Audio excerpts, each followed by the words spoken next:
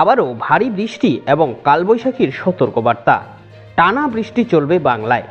এই মুহূর্তে আবহাওয়া দপ্তরের সবচেয়ে গুরুত্বপূর্ণ খবর, অসহ্য গরমের হাত থেকে ইতিমধ্যেই রেহাই মিলেছে বঙ্গবাসীর। দীর্ঘ অপেক্ষার পর অবশেষে দেখা দিয়েছে ভারী বৃষ্টি। আগামী 4 থেকে 5 দিন পর্যন্ত টানা চলতে থাকবে ঝড় বৃষ্টি।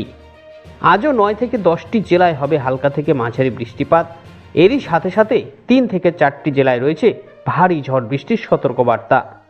উত্তরবঙ্গ থেকে শুরু করে দক্ষিণবঙ্গ এবং বাংলাদেশের বিভিন্ন জায়গায় দেখা যাবে কালবৈশাখীর দাপট।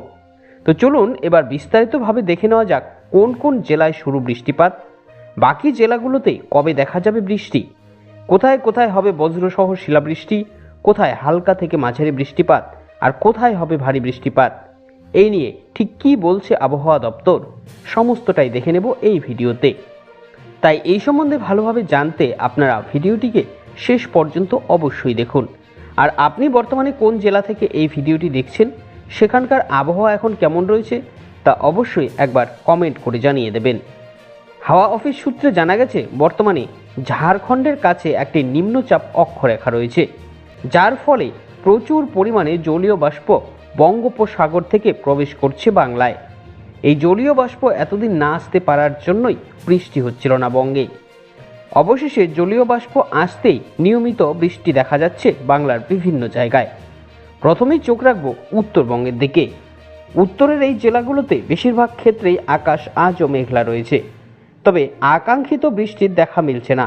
হিমালয় সংলগ্ন 2-3টি জেলাতে বিক্ষিপ্তভাবে বৃষ্টিপাত হলেও ভারী বৃষ্টি দেখা যায়নি, ফলে উত্তরবঙ্গের মানুষ এখনও অপেক্ষায় ভারী বৃষ্টির। আজ রাতে এখানে হালকা থেকে মাঝারি বৃষ্টির সতর্কবার্তা রয়েছে। দক্ষিণবঙ্গের জেলাগুলোর ক্ষেত্রেও আবহাওয়ার আমূল বদল ঘটেছে। বিভিন্ন জেলায় আজও আকাশ মেঘলা রয়েছে।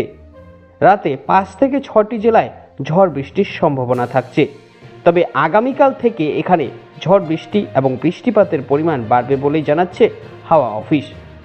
অন্যদিকে বাংলাদেশের বিভিন্ন জেলায় নিয়মিত চলছে বৃষ্টিপাত, দেখা যাচ্ছে ঝড় বৃষ্টি। আজও দেশের বেশিরভাগ জেলা এবং উপজেলাতে ঝড় বৃষ্টির পূর্বাভাস দেওয়া হয়েছে। দেখা যাবে কালবৈশাখীর দাপট।